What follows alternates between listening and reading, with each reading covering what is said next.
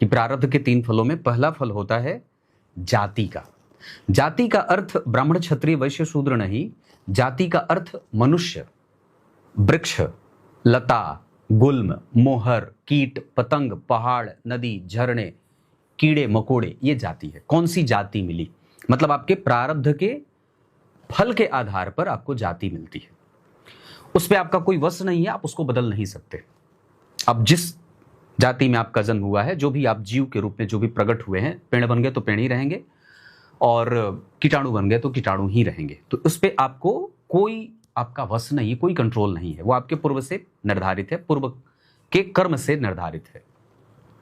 प्रारब्ध का दूसरा फल आयु का है।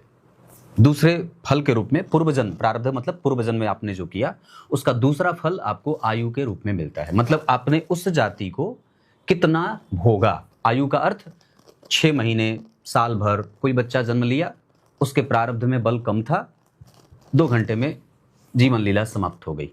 कुछ के प्रारब्ध इतने बलवान कि 9-9 साल वर्ष जी गए, 9-9 वर्ष, 9-9 100 वर्ष जी गए, 1000 वर्ष जी गए। तो ये प्रारब्ध का दूसरा फल होता है। और प्रारब्ध का तीसरा फल होता है भगवान भोग।